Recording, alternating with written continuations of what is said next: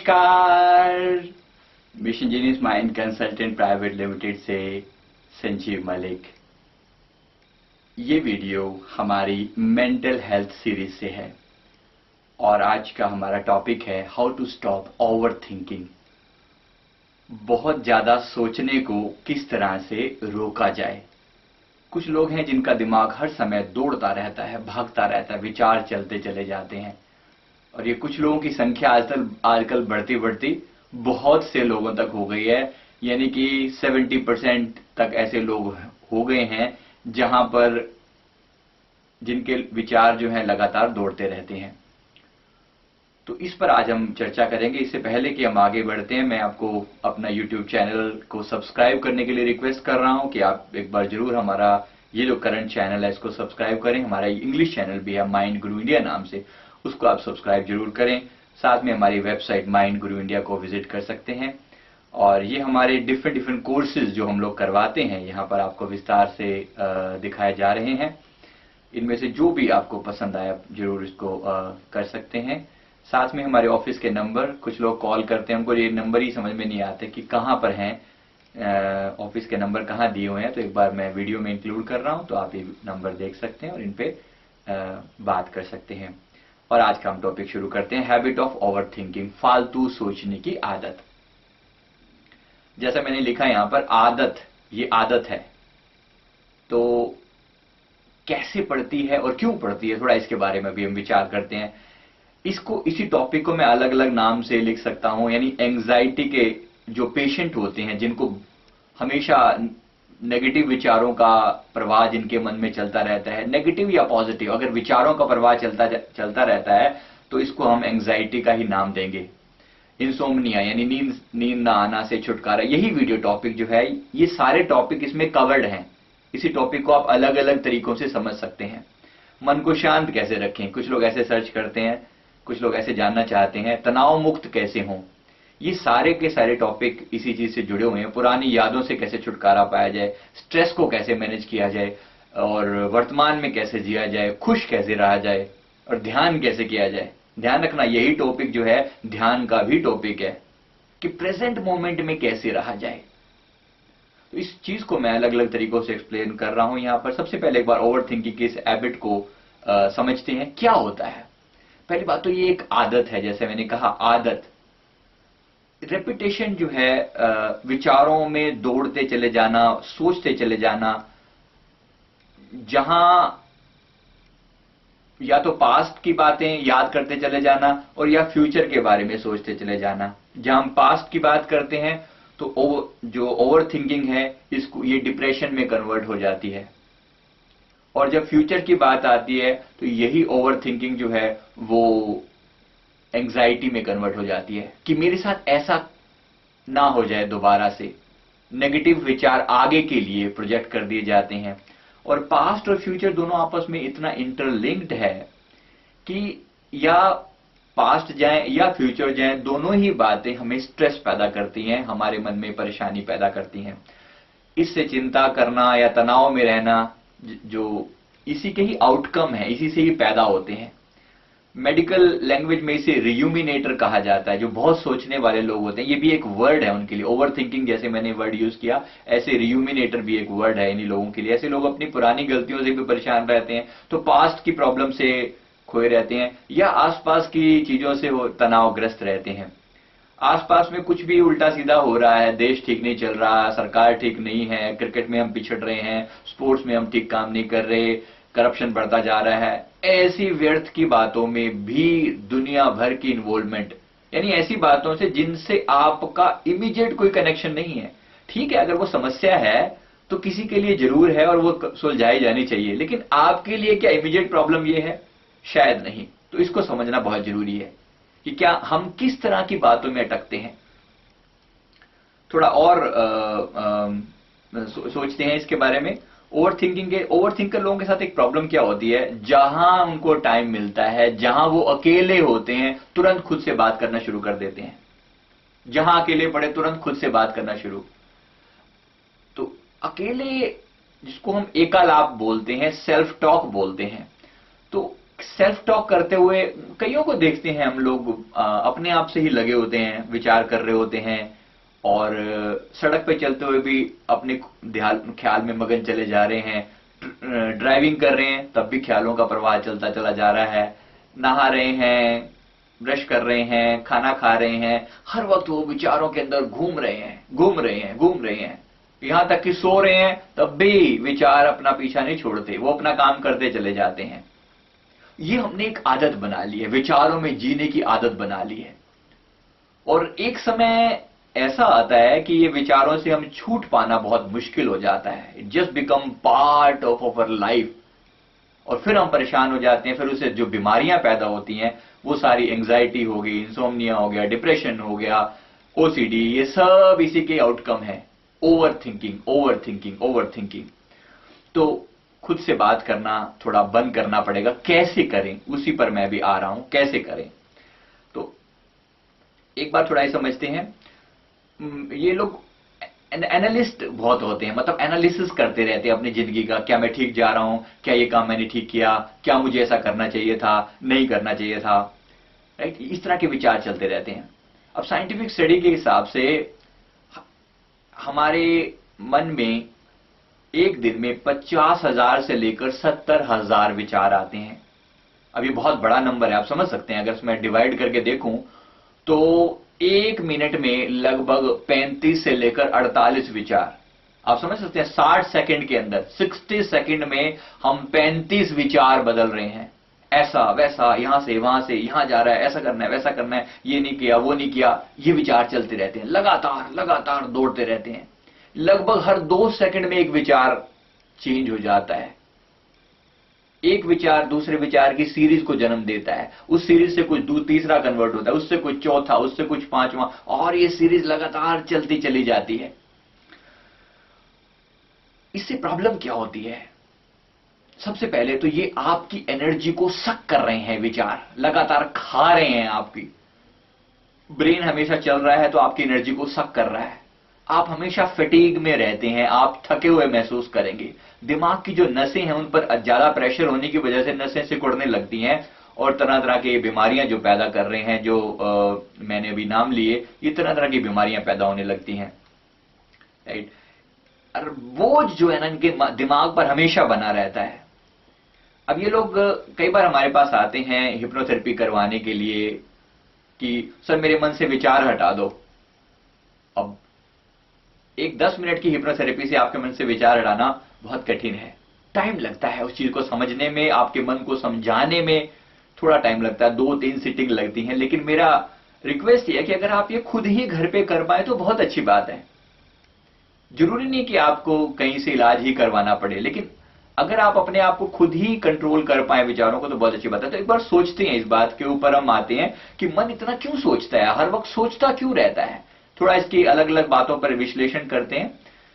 मन के अंदर या तो कुछ पुराने दबे हुए भाव हैं, कुछ पुरानी बातें हैं जो हमेशा परेशान करती रहती हैं, कुछ ऐसा पास्ट की यादें हैं जो बहुत दुखी करती हैं। इस विषय पर मेरा एक और वीडियो है, पुरानी यादों से छुटकारा कैसे पाया जाए, उसको हम दूसरे वीडियो में आप देख सकते हैं अगर आप यहां अटके हैं तो। कुछ अधूरी इच्छाएं हैं, इन पर अभी मैं बात करता हूं। कुछ लोग बहुत ज्यादा ओवर इमोशनल होते हैं, कुछ हर बात में परफेक्शन चाहते हैं, वो काम बिल्कुल परफेक्ट होना चाहिए। ये लोग भी बहुत मुसीबत खड़ी करते हैं अपने लिए। कहीं किसी काम में थोड़ी सी भी त्रुटि रह गई, कमी रह गई, उसको पकड़ लेते हैं। अरे ये काम ऐसे ऐसे क्यों नहीं हुआ, उसने ऐसा ऐसे क्यों नहीं कहा, इस काम को ऐसे करना चाहिए था। वो अपने अंदर भी कमियां निकालते रहते हैं। मुझे ऐसा कहना चाहिए था, उसको ऐसा करना चाहिए था, सरकार को ऐसा करना चाहिए, मेरे हस्बैंड को ऐसा करना चाहिए, मेरी वाइफ को ऐसा करना चाहिए, मेरे बच्चों को ऐसा करना चाहिए, मेरे पड़ोसी को ऐसा करना चाहिए, ऐसा नहीं करना चाहिए। इन्हीं बातों में अटके रहते हैं। परफेक्शनिस्ट, हर चीज को एक परफेक्शनिस्ट की नजर से देखते हैं। ये लोग बहुत परेशान रहते हैं। ये भी एक आदत है, ये भी एक हमने अपने आप को बना लिया है, मोल्ड कर लिया है। भविष्य की प्लानिंग करते रहते हैं, या फिर मैं ऐसा कर दूंगा, वैसा कर दूंगा, फिर ऐसा होगा तो मैं ऐसा कर दूंगा, और वैसा होगा तो मैं ऐसा कर दूंगा। मतलब always in a thinking mode. या फिर फीलिंग ऑफ इनसिक्योरिटी, भविष्य को लेकर बहुत बड़ी कोई चिंता रहती है, इनसिक्योरिटी फीलिंग होती है, तो ये लोग बहुत सोचते हैं। तो इन सारी बातों के पीछे एक बार हम थोड़ा सा विचार करके देखते हैं कि कहां अटकते हैं हम, आप कहां अटके हैं। पुराने दबे हुए भाव, अगर स्टोर्ड नेगेटिव इमोशन है, कोई पुरानी बहुत ज्यादा ऐसी यादें हैं जिन्होंने आपको बहुत ज्यादा दुखी किया हुआ है, तो इसकी आपको थोड़ा सा ज्यादा अंदर तक जाना पड़ेगा, समझना पड़ेगा कि वो कौन सी बात है जो आपको लगातार परेशान कर रही है। प्रॉब्लम की गहराई तक जाएं, किसी काउंसलर की हेल्प भी लेनी पड़ सकती है इस केस में, स्पेशली जब पुरानी चीजें बहुत ज्यादा, सपोज किसी का कोई नियर वन डियर वन जो है वो एक्सपायर हो गया, तो उनकी यादों में वो पड़े रहते हैं, उसके लिए आपको जरूर हेल्प लेनी पड़ सकती है। आप हमारे से भी कंसल्ट कर सकते हैं इस चीज के लिए, और कहीं भी जा सकते हैं, किसी प्रॉपर साइकियाट्रिस्ट के पास जाके आपको उस पर काम करना पड़ेगा। नहीं तो मेरा दूसरा वीडियो एक बार इस टॉपिक पर जरूर देखें ताकि आपको और क्लियर समझ आ जाए, फिर आप जैसा ठीक समझें। और रेचन कैथारसिस करना पड़ता है, उसको अंदर से निकालना पड़ता है, ये सारा चीजें हमने दूसरे वीडियो में कवर किया है। अब हम आगे चलते हैं। ये अधूरी इच्छाओं की वजह से भी हो सकता है, कुछ मन में था जो हम करने के लिए आए थे, जो शुरू से हमारे मन में चलता रहता था। फॉर एग्जाम्पल, हम कोई एक सर्टन कैरियर अडेप्ट करना चाहते थे। कोई पर्सन जो है वो म्यूजिशियन बनना चाहता था, म्यूजिक में उसका बहुत इंटरेस्ट था, लेकिन क्योंकि उस लाइन में कोई रास्ता नहीं मिल पाया, घर वालों का प्रेशर था, तो जहां रास्ता मिला वहीं से काम शुरू कर दिया, और अंत में जब एक सर्टेन एज आ जाती है, एक सर्टेन सफलता प्राप्त कर लेते हैं, तो वो पुरानी जो आपके जो ओरिजिनल आपका जो पोटेंशियल था ना, वो आपको कुरेदता है कि कुछ मिसिंग है, कुछ गड़बड़ हो गई है। इच्छाओं को, अब ऐसी अगर कोई चीज है तो उसके लिए आपको जरूर अपनी स्टडी करनी पड़ेगी, और यहां पर भी अगेन आप किसी काउंसलर की हेल्प ले सकते हैं, लेनी जरूरी है। अगर आपको क्लियर नहीं है तो, क्लियर है तो अपने पैशन को के ऊपर थोड़ा काम जरूर करें, जो आपकी रियल डिजायर थी। फॉर एग्जाम्पल, अगर जैसे मैंने अभी एग्जाम्पल दिया म्यूजिक वाला, आप करना तो चाहते थे, म्यूजिक लाइन में कुछ करना चाहते थे, लेकिन आज आप इंजीनियरिंग लाइन में अटके हुए हैं, या सीए बने हुए हैं, या लॉयर बने हुए हैं, तो वो जो आपकी जो ओरिजिनल डिजायर थी ना, वो आपको कुरेदती रहती है मन के अंदर। अगर ऐसा कुछ है तो उससे आपको एक बार अपनी स्टडी करके, अपने आप का सही तरीके से अपनी स्टडी करके ये पता लगाना जरूरी है। और अगर कुछ ऐसा था तो आपको कम से कम एज ए हॉबी उसको, उस काम को जरूर अडेप्ट करना चाहिए। अपना कुछ टाइम, अपना पर्सनल टाइम उस चीज के लिए जरूर देना चाहिए। हो सकता है अब आप प्रोफेशनल म्यूजिशियन ना बने, लेकिन कम से कम अपने आप के लिए अपनी एज ए हॉबी इस चीज को जरूर अपनाएं, तो आपको बहुत संतुष्टि मिलेगी। आपकी ये प्रॉब्लम का सोल्यूशन हो सकता है। ल्यूसिड ड्रीमिंग का एक कंसेप्ट होता है। ल्यूसिड ड्रीमिंग का होता है मन चाहे सपने देख पाना। इसके ऊपर मैं अभी काम कर रहा हूं, थोड़े समय में इसके ऊपर एक वीडियो शेयर करूंगा। अपनी इच्छाओं को आप कन्वर्ट करें, यानी कोई अगर ऐसी दबी हुई इच्छाएं थी जो आपको बहुत ज्यादा तंग करती है, तो उसको कन्वर्ट करें। उदाहरण यहां पर दे रहा हूं, बहुत लोग स्पिरिचुअलिटी की तरफ बढ़ने चाहते हैं, लेकिन वो जो पुरानी सेक्सुअल डिजायर्स हैं या कुछ और ऐसी ही डिजायर जो दुनिया में उन्हें अटका देती हैं, तो उसको कन्वर्ट करना बहुत जरूरी है। अब इसके लिए ओशो जैसी हस्तियों की मैं फिर से एक बार याद दिलाना चाहूंगा कि उन्होंने इस पर बहुत जबरदस्त काम किया है कि कैसे हम अपने लोअर डिजायर्स को हायर डिजायर में कन्वर्ट करते हैं। इसके ऊपर मैं फिर एक बार आपको कहीं और इस टॉपिक के ऊपर मैं आपके साथ वीडियो शेयर करूंगा। और कैथारसिस करें अगर कुछ ऐसा अटका हुआ है तो, और साक्षी भाव में जिए। ये अलग अलग तरीके हैं। इसको मैं फिर से थोड़ा आगे चल के एक्सप्लेन करता हूं। अगर पास्ट मेमोरीज की बात है, पुरानी यादें अगर दुखद अटकी हुई हैं, तो हमारा दूसरा वीडियो देखेंगे। और अगर अब की बात है कि मन पुरानी यादों में तो नहीं अटका, लेकिन इसी समय में वर्तमान में नहीं टिकता, वो भागता बहुत ज्यादा है, तो आप अब से, यहां से मैं वीडियो शुरू कर रहा हूं ये वाला, अपना एटीट्यूड बदलें। थोड़ा सा अपने आप को समझाना जरूरी है, अपना एटीट्यूड, अपना दृष्टिकोण बदलना पड़ेगा। बेसिकली ये जो चिंता करने वाला हमारे मन की आदत है ना, इस आदत से थोड़ा छुटकारा पाने की जरूरत है। तो ये आदत क्या करती है, ये एक टॉपिक को उठाता है मन, और उस टॉपिक के ऊपर कुरेदना शुरू करता है, क्योंकि शुरू शुरू में उसको ऐसा करने में मजा आता है। ध्यान रखना, मन कोई भी काम बिना मजे के नहीं करता। मन हमेशा मजा चाहता है, आनंद चाहता है उसके पीछे। तो वो जो मजे वाला काम है, वो धीरे धीरे, जैसे अगर कहीं खुजली है, आप अच्छे से जानते हैं इस बात को कि खुजली को अगर शुरू शुरू में तो खुजलाने में बड़ा मजा आता है, अच्छा लगता है, लेकिन थोड़े ही तरह समय में वो नासूर बन जाता है, वो घाव बन जाता है, तो फिर बड़ी मुश्किल क्रिएट हो जाती है। बिल्कुल ऐसा ही पुरानी यादों को छेड़ने के लिए में है। मन शुरू शुरू में बड़ा मजा लेता है याद करके, देख मैंने उस समय में बहुत अच्छा किया था, हम ऐसे स्कूल से दौड़ के भाग जाया करते थे, ऐसा होता था। वो यादें कभी कभी तो ठीक लगती हैं, ठीक है, अगर आप उसको सिर्फ एंजॉय करने के लिए करें, लेकिन अगर आप उसमें अटक गए तो वो आपके लिए बहुत बड़ी प्रॉब्लम खड़ी हो जाती है। तो ये एक विचार जो है अपने अंदर कन्वर्ट करना बहुत जरूरी है कि इसका जो रूट कॉज है वो मन को प्रेजेंट मोमेंट में ना रखने की वजह से है। मन को प्रेजेंट मोमेंट में रखने की कोशिश करें कि वो यहीं के बारे में सोचे, और थोड़ा एटीट्यूड ऐसा कुछ कि बिंदास मुस्कुराओ, क्या गम है जिंदगी में, टेंशन किसको कम है, अच्छा या बुरा केवल भ्रम है, जिंदगी का नाम ही कभी खुशी कभी गम है। ऐसा कोई भी ऐसे कोट्स जो हैं मन को सहारा देते हैं कि अभी इसी मोमेंट में हम ठहर जाएं और मुस्कुराएं। और अगर आप मुस्कुराना सीख जाते हैं तो टेंशनें आपके घर से दूर भाग खड़ी होती हैं, आपके पास से दूर भाग खड़ी होती हैं। इस चीज को, इस एटीट्यूड को थोड़ा अपने लिए समझ लें और मुस्कुराने की आदत डाल लें। एक मुस्कुराते हुए इंसान के पास तनाव कभी फटक भी नहीं सकता, ये बात अच्छे से आप अपने दिल पे लिख सकते हैं। साथ ही साथ माफ करना सीखें, खुद को भी और औरों को भी। अब गलतियां किससे नहीं होती, सिंपल सी बात है, गलतियां होती हैं, हमसे भी होती हैं, सबसे होती हैं गलतियां, और औरों से भी होती हैं। तो सबसे पहले खुद को माफ करना सीखें। गलती हो गई ना, हो गई, हुआ गई, आगे से नहीं करेंगे। अब ये परफेक्शनिस्ट जो पर्सन है ना, मन जो परफेक्शनिस्ट है, जो चाहता है बिल्कुल हर चीज ना बिल्कुल एकदम परफेक्शन के साथ होनी चाहिए, तो पूर्णता बिल्कुल पूर्ण होनी चाहिए, तो वहां अटक जाते हैं कुछ लोग। अब तो पूर्णता से छुटकारा पाकर अपने आप को माफ करना सीखें। होगी हुआगी, इट्स ओके। जैसे खुद को माफ कर दिया, सिमिलरली दूसरों को भी माफ करना सीखें।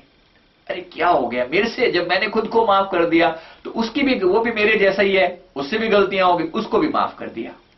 ये बहुत बड़ा फैक्ट है आपको अपने आप को कूल रखने का। क्योंकि समस्या ओवर थिंकर लोगों के साथ ये होती है कि वो माफ करना नहीं जानते। अभी मेरे लास्ट कुछ समय पहले एक लेडी आई हिप्नोथेरेपी के लिए, उसका ये सबसे बड़ी क्वेरी थी, सर उसने मेरी लाइफ में ऐसा किया वैसा किया, किसी पर्टिकुलर पर्सन को लेकर, और मैं उसको जिंदगी भर माफ नहीं करूंगी, मैं उसको 7 जन्म तक माफ नहीं करूंगी। मर्जी है आपकी, जैसा आप ठीक समझें। अगर आप ऐसा ही चाहते हैं तो आपकी मर्जी, 7 जन्म तो क्या आप 700 जन्म तक पीछा छोड़ते ना छोड़े तो आपकी मर्जी है। अब आप समझ सकते हैं जो भटकते हुए लोग होते हैं, भटकते हुए आत्माएं होती हैं, वो ऐसे ही लोग होते हैं कि बस पीछा नहीं छोड़ेंगे। और हमारा अनफॉर्चुनेटली हमारा जो बॉलीवुड है वो इन चीजों को बड़ा बढ़ावा देता है। बदले की आग, ऐसी ऐसी मूवीज होती हैं, मैं बदला लूंगा, मैं इंतकाम लूंगा, इन बातों को बड़ा बढ़ा चढ़ाकर बताया जाता है कि अगर किसी ने आपके साथ कुछ बुरा व्यवहार किया तो उसके साथ उसको ईंट मारिया तो पत्थर मारो उसे। इस तरीके से उसमें बढ़ा चढ़ाकर बात को दिखाया जाता है। मन सिंपल इस बात को पकड़ लेता है कि किसी ने अगर बुरा किया तो मुझे उसके प्रति बुरा करना ही करना है। अब आप समझ लें, अगर ऐसा कुछ हो जाता है, किसी ने आपके साथ नेगेटिव किया और आप इसी चक्कर में पड़ जाते हैं, आप कभी भी इस चक्रव्यूह से बाहर नहीं आ पाएंगे। क्योंकि अगर आप करेंगे तो सामने वाला क्या कम बैठा हुआ है, वो फिर वापिस करेगा, और इस तरह से ये सिलसिला जो है बहुत लंबे समय तक चलता है। कई बार तो इट क्रॉसेस योर बर्थ, मतलब मल्टीपल जन्मों तक चलता है, राइट। तो वो एक अलग टॉपिक है, उसको मैं भी यहां नहीं ले रहा हूं। मतलब इस बात को समझ लें अच्छे से कि माफ कर दें खुद को भी और औरों को भी। हर शाम को रात को सोने से पहले, आज मुझसे जो गलती हुई सबसे पहले मैं खुद को माफ करता हूं, और औरों से जो गलती हुई, X person, Y person, Z person, इन सबको मैं माफ करता हूं। और मन ही मन उनसे माफी भी मांग ले। अगर मेरे से आपके प्रति कुछ गलती हुई तो मैं आपसे माफी चाहता हूं। ध्यान रखें, हो सकता है ये आपका आखिरी रात हो, आप अब सो रहे हैं, सुबह उठें या ना उठें, क्या माफी नहीं मांगना चाहेंगे जाने से पहले?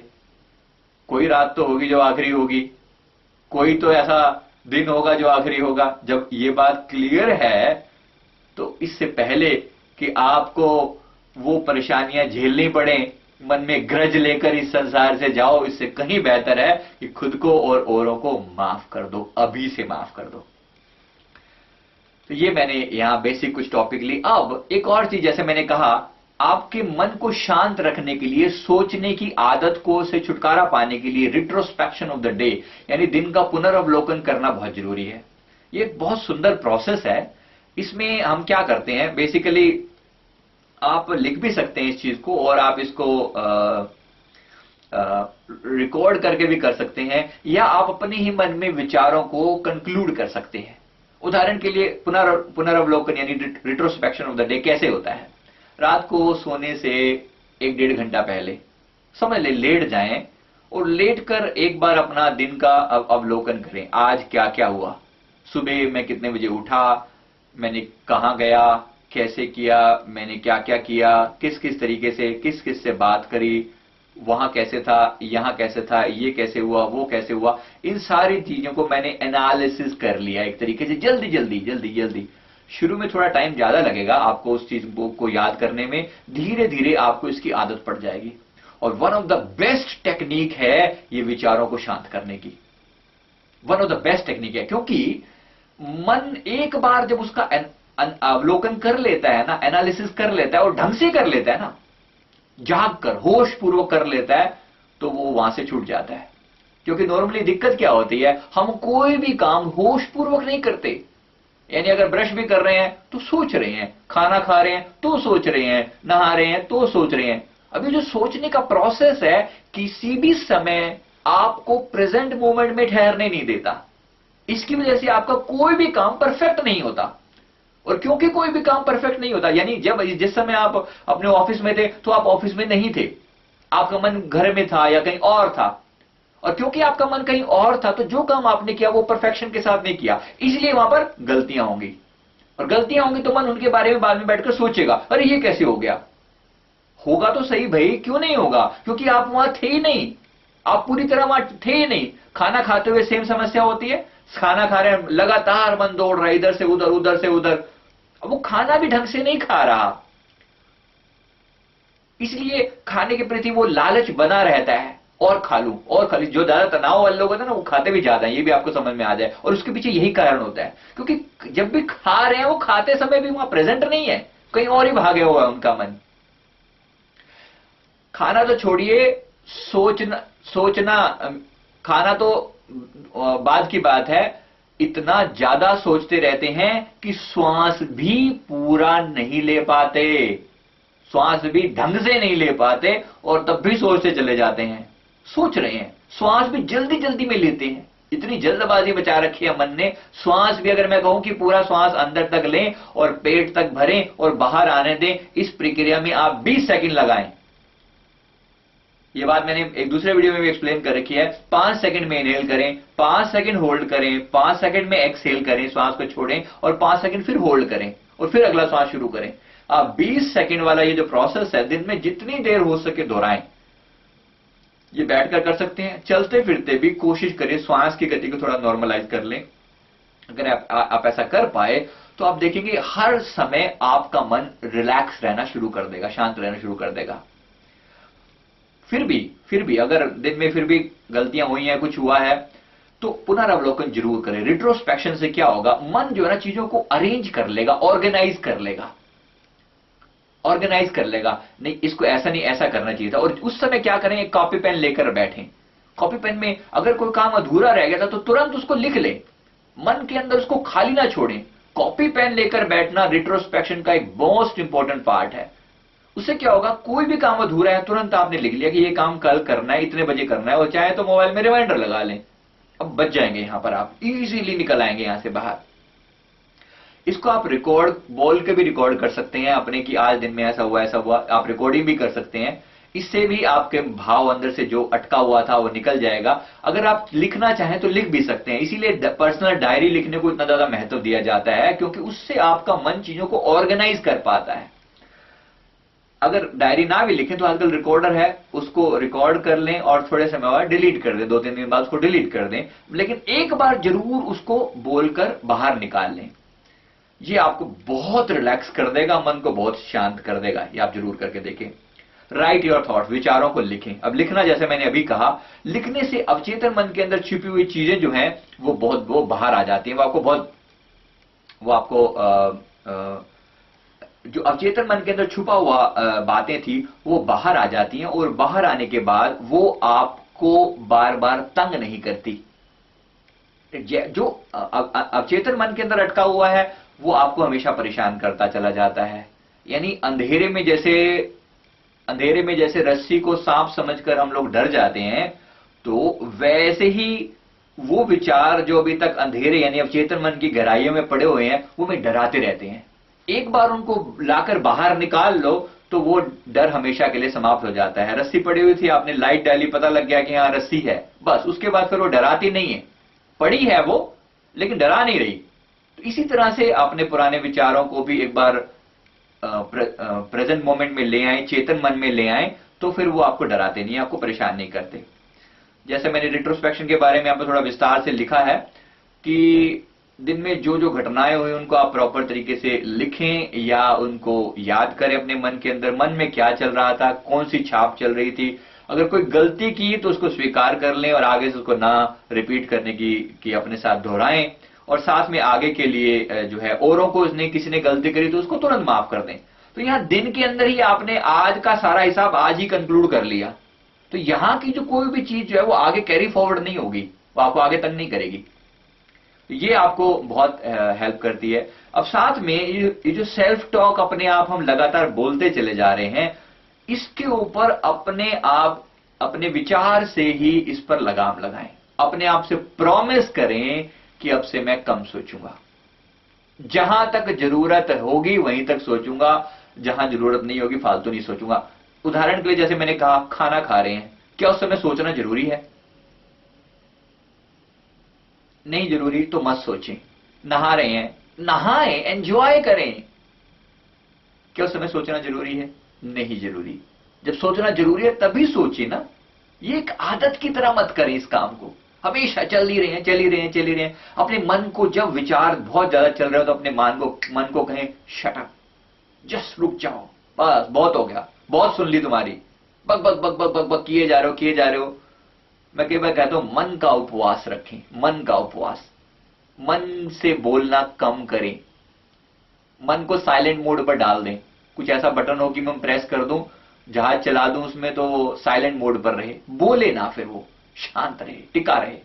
कुछ समय के लिए मन को साइलेंट मोड में डालने की आदत डालनी है। इस पर मैं एक वीडियो शेयर करूंगा, इनर साइलेंस के नाम से मैंने डाला भी है पहले एक टॉपिक इस पर। इनर साइलेंस या मौन की ताकत नाम से डाला हुआ है। वो यही है कि अंदर से मन को शांत कैसे रखा जाए और इसकी आदत डाली जाए। अभी आप इस वीडियो को देखते हुए आप भी करके देख सकते हैं। क्या 1 मिनट के लिए मन को शांत रख सकते हैं? कोशिश करें, you will find it out. वो करें जो आप दिल से करना चाहें।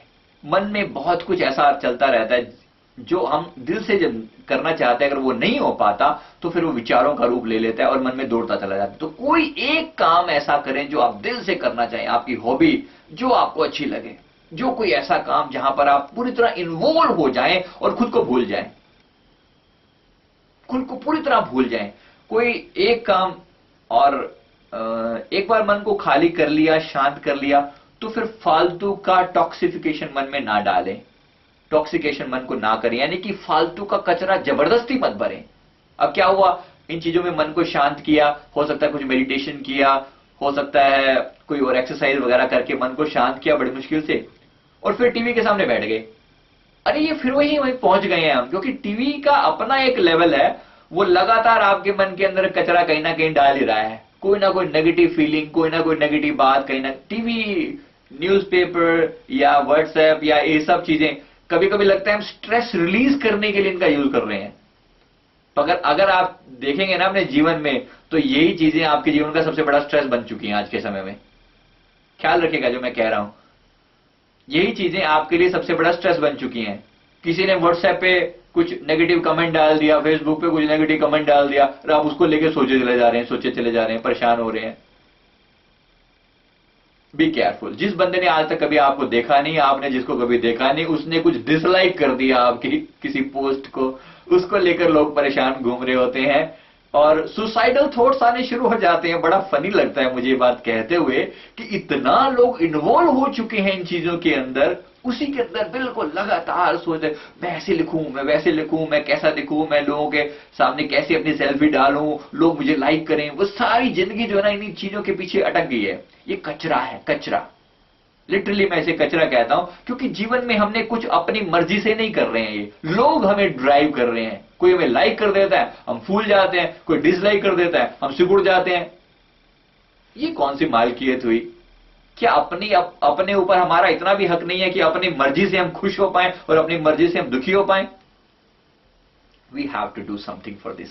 कुछ करने की जरूरत है, अपना कंट्रोल वापस लेने की जरूरत है। अगर मैं खुश हूं तो मैं खुश हूं, दुनिया की कोई ताकत मुझे दुखी नहीं कर सकती। ये आपको अपने आप से प्रॉमिस करना पड़ेगा।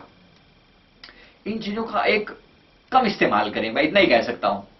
हम भी करते हैं, हम जाते हैं, चीजों को देखते हैं, लेकिन बस एक ऐसे जैसे बस गेस्ट की तरह फटाफट फटाफट स्कैन किया, देखा 10 मिनट के अंदर, बस 10 मिनट से ज्यादा टाइम देना नहीं है व्हाट्सएप को। जल्दी जल्दी जल्दी जल्दी कुछ देखा, बस खट बाहर, दैट्स इट, हो गया। ऐसे ही कभी फेसबुक तो मुश्किल से कभी एक हफ्ते में 5-10 मिनट के लिए, 20 मिनट के लिए, बस इससे ज्यादा नहीं, हफ्ते भर में। इस तरीके से थोड़ा कम कर दें। और टीवी तो बहुत समय बीत जाता है। We have to be careful, we have to be careful. जितना हो सके, अगर मन को रोक सके, मन की बकबक को रोक सके, टीवी देख रहे हैं फॉर एग्जाम्पल, आप बैठे हैं वहां पर, जरा अपने मन की अवस्था भी देखें। मन में कैसे भाव बदल रहे होते हैं, लगातार मन सोच रहा है, देख रहा है और उन भावों में जोड़ता चला जा रहा है। अब मन को हमने फीड तो खुद ही दिया, खुद ही उसको चारा डाला, अब खुद ही हम कह रहे हैं कि वो सोचता क्यों है। रोकना तो पड़ेगा ना भाई उसे, उसके लिए कुछ तरीका अपनाना पड़ेगा। किसी के साथ अपनी अगर कोई प्रॉब्लम है तो किसी के साथ शेयर जरूर करो, नहीं तो वो आपको परेशान करती रहेगी। इसका मतलब ये कभी नहीं है कि जैसे लेडीज बहुत सारी करती हैं, वो तैयार बैठी होती हैं दिन में, सारा दिन का कचरा इकट्ठा करके अपने माइंड में, और फिर हस्बैंड के आते ही उनको लपेटना शुरू कर देती हैं। वो अपने मुश्किल से अपने जैसे तैसे करके बाहर की जिम्मेवारियां निपटाकर आए और उनको आपने लपेटना शुरू कर दिया। या बाहर से हस्बैंड अपना कुछ कचरा लेकर आए, उसने वाइफ पर आकर अपनी बातें करनी शुरू कर दी। तो ये नहीं, मैं इसकी बात नहीं कर रहा हूं। We have to be in a different mode कि मेरी कोई अगर समस्या ही है तो समस्या शेयर करनी जरूरी है। अगर समस्या जेन्युइन है, अगर जेन्युइन नहीं है, सिर्फ फालतू की बकवास है, हाँ अखबार में ऐसा सुन पड़ा था, टीवी में ऐसा देखा था, वो जो बकवास दिन भर का जो डेटा इकट्ठा किया हुआ है ना, वो किसी ना किसी का बहाना ढूंढ रहे होते हैं लोग कि कोई मिल जाए तो इसके ऊपर मैं लपेट दूं। Don't do that. अपने मन के कचरे को किसी और को टारगेट मत बनाए, खास तौर पे अपने नियर एंड डियर वन को। प्लीज, हस्बैंड वाइफ को, वाइफ हस्बैंड को, अपने बच्चों को, बच्चे माँ बाप को अपने कचरे के लिए उनको टॉपिक मत बनाए। डोंट डू दिस प्लीज, ध्यान रखें इस बात के लिए। दिन में कम से कम कुछ ऐसा करें, मतलब कोई वर्कआउट, डांस या एक्सरसाइज जिससे पसीना आए। स्वेटिंग के साथ साथ हमारे बॉडी के अंदर के इमोशन भी निकल जाते हैं। वो टाइम जो मेहनत वाले टाइम थे ना, उन दिनों की अब इसलिए जरूरत लगती है कि स्वेटिंग चाहिए। बॉडी जो है ना, वो एसी में रह रहकर या कंफर्ट वाले उसमें रह रहकर जो है ना, वो लगातार पसीना निकलने से हमारी केवल शरीर ही सुखी नहीं होता था, शरीर के ही गर्मी बाहर नहीं निकलती थी, मन की गर्मी भी निकल जाती थी। तो वो अब उस चीज की जरूरत है। कोशिश करें, कुछ तो ऐसा करें, वर्कआउट करें, डांस करें। डांस अगर अच्छा लगता है तो जरूर करें, घर पे ही लगा लें, अपने ही बैठ के बाथरूम में बैठकर मटक लें, कोई किसी ने आपको रोका नहीं है। Do something which makes you sweat. कुछ एक्सरसाइज वगैरह जरूर करें। Do pranayama and deep breathing. अच्छा, ये तब के लिए है, अब जो बातें हैं, जो अब आपको कभी कभी ऐसा होता है कि विचारों का प्रवाह आपको आके बहुत तंग करता है, मन बार बार दौड़ता ही चला जाता है पुरानी किसी चीजों के अंदर, यानी विचारों का थॉट अटैक बोलते हैं इसको, थॉट अटैक। जब थॉट अटैक हो तो क्या करें? उस समय के लिए मन में बहुत विचार चल रहे हो, मन को शांत करना है, तो भस्त्रिका। भस्त्रिका का मतलब श्वास को जोर से बाहर छोड़ना, सिर्फ छोड़ना। कपालभाति, उसमें भी पेट को स्क्वीज करना और श्वास को बाहर छोड़ना, या डीप ब्रीदिंग। ये सब चीजें आपको कुछ समय के लिए बिल्कुल शांत कर देंगी, मन से कचरा हटा देंगी, अगर ज्यादा ही जम गया है तो। साथ ही साथ भस्त्रिका जो है, जैसे मैंने यहां पर लिखा, श्वास को जोर से बाहर फेंकना, डीपर और फास्टर ब्रीदिंग करना। ये मैंने स्लो ब्रीदिंग करके दिखाया, ऐसे डीप ब्रीदिंग और fast breathing, deep and fast, deep and fast, deep and fast, आप दोनों कर सकते हैं, ध्यान रखिएगा। तो ये या फिर म्यूजिक सुने और हमिंग करें साथ में, गुनगुनाएं उसके साथ साथ। हमिंग करने से मन जो है वो लेफ्ट ब्रेन से राइट ब्रेन में शिफ्ट मार जाता है। जो लॉजिकल ब्रेन था, जो सोच रहा था, जो एनालाइज कर रहा था, वो म्यूजिक के दुनिया में जब चला जाता है तो अब बहुत कुछ भूल जाता है। आपने देखा होगा म्यूजिक से लोग जो जुड़े होते हैं ना, वो बड़ी मस्ती में जीने वाले लोग होते हैं अधिकतर। वो सोचते कम है, वो गुनगुनाते ज्यादा हैं। डू दैट, अगर आप ये कर सकते हैं तो आपके लिए बहुत हेल्पफुल रहेगा। Do it. योग निद्रा करें। योग निद्रा एक डीप रिलैक्सेशन की टेक्निक है। इस पर मेरा दूसरा वीडियो है, उसमें बहुत विस्तार से समझाया हुआ है योग निद्रा के बारे में, तो वो आप जरूर कर सकते हैं। हमारी साइट पर भी mindgurunet.com पर योग निद्रा पूरी दी हुई है, वो आप उसकी ऑडियो दी हुई है, उसको आप लेके बड़े प्यार से योग निद्रा कर सकते हैं। इसके लिए दूसरा वीडियो हमारा जरूर रेफर कर सकते हैं। कुछ क्रिएटिव करें, कुछ ऐसा करें जो हमारे विचारों को एक दिशा दे, एक डायरेक्शन दे। कुछ ऐसा करें जो भी आपको क्रिएटिव लगे। जैसे सपोज किसी का ड्राइंग में इंटरेस्ट था, कभी नहीं कर पाए, लेकिन अब अगर समय मिला है तो जरूर करें। अपने विचारों को कुछ दिशा दें। अगर मन में कुछ मन ज्यादा ही बोल रहा है तो उस विचारों को एक आर्टिकल के रूप में लोगों के सामने प्रेजेंट करें। कुछ कहना ही चाह रहा है ना, तो कहें, उसको तरीके से कहें, फिर वो टिक जाएगा। मन जो कहना चाह रहा है ना, वो एक्सप्रेस करना चाह रहा है अपने आप को, तो उसको एक्सप्रेस कर दें। कर देंगे तो शांत हो जाएगा मन, बहुत कुछ शांत हो जाएगा। जैसे अब ये विचार मेरे अंदर चलते रहते हैं, मैं भी लगातार उन्हीं लोगों में से हूं जिनके अंदर विचार बहुत चलते रहते हैं, लेकिन मैं लगातार कोशिश करता हूं कि एक टॉपिक उठा लूं और अपने सारे विचारों को उस पर कॉन्सेंट्रेट कर दूं, बस। और वो कॉन्सेंट्रेट करते ही वो एक बहुत सुंदर रूप में लोगों के सामने, जैसे अभी इस वीडियो की तरह से अभी सामने आ रहा है तो यही बात है जो आपको पहले से पता है। कुछ भी मैं ऐसा नहीं बता रहा हूं जो आपने नहीं सुना या नहीं पढ़ा, बस उनको एक फॉर्मलाइज करके, एक तरीके से, एक लयबद्धता के साथ, एक सीक्वेंस के साथ पेश कर दिया जाए, तो ये आपके लिए, आपकी फीलिंग को, आपके विचारों को रिलैक्स कर देगा। और कुछ सोशल सर्विस जरूर करें, निस्वार्थ भाव से करें। कुछ ऐसा करें जिसमें आपका कोई स्वार्थ ना हो, जिसमें आपकी कोई वापसी पाने की इच्छा ना हो। जब ये चीज होती है ना, तो आपको बहुत शांत कर देती है, मन को बहुत संतुष्टि भी मिलती है और मन टिकाव में आ जाता है। कुछ ना कुछ जरूर करें निस्वार्थ भाव से, वो बहुत जरूरी है, बहुत हेल्प करेगी आपको विचारों से फ्री होने में। और विटनेस मेडिटेशन, ये तो गजब है, ये आखिरी चीज है। जो भी करें साक्षी भाव से करें, बिना इन्वॉल्वमेंट के। अपने अंदर के साक्षी को याद रखें। यहां पर ये समय इतना ज्यादा नहीं है कि मैं विटनेस मेडिटेशन को यहां एक्सप्लेन करूं, इसके लिए बहुत डिटेल्ड में हमारा एक वीडियो है, किस तरीके से आप साक्षी भाव में टिके रह सकते हैं, वर्तमान में जी सकते हैं। वर्तमान में जीना मतलब साक्षी भाव में जीना एक ही बात है। विपश्यना मेडिटेशन, साक्षी भाव, वर्तमान में जीना, माइंडफुलनेस, एक ही बात को कहने के अलग अलग तरीके हैं। तो इसमें से कोई भी चीज आप अडेप्ट कर सकते हैं। ये तो अल्टीमेट चीज है आज के टाइम का, सबसे बेस्ट। अगर कोई मेडिटेशन करने लायक है तो साक्षी भाव। और साक्षी भाव केवल 10 मिनट, 15 मिनट, आधा घंटा, 1 घंटा करने वाला मेडिटेशन की बात मैं नहीं कर रहा हूं। साक्षी भाव में जीना, इस बॉडी के प्रति भी साक्षी भाव रखना कि ये शरीर जो है, ये मैं इसके प्रति साक्षी हूं। I am a witness to this body. मैं सिर्फ देखने वाला हूं, करता नहीं हूं। इसको समर्पण भाव भी आप कह सकते हैं। वर्तमान में जिए, प्रेजेंट मोमेंट में, इसी बात को कहने का दूसरा तरीका है ये। तो मैं उम्मीद करता हूं कि इस वीडियो ने आपको कहीं ना कहीं जरूर हेल्प की होगी, आपके मन को फॉर्मलाइज करने में, चीजों को एक व्यवस्थित ढंग से आपके मन में पहुंचाने में, और आपको इस टॉपिक के बारे में इंसाइट दी होगी। ये वीडियो आपको पसंद आया तो जरूर लाइक और सब्सक्राइब करना मत भूलिए। हमारे चैनल्स को जरूर सब्सक्राइब करें और हमारी वेबसाइट पर जाकर हमारे विस्तार से हमारे कार्यक्रम की जानकारी ले सकते हैं। उम्मीद करता हूं इस वीडियो को आप जरूर अपने फ्रेंड्स के साथ भी शेयर करेंगे। Thank you very much.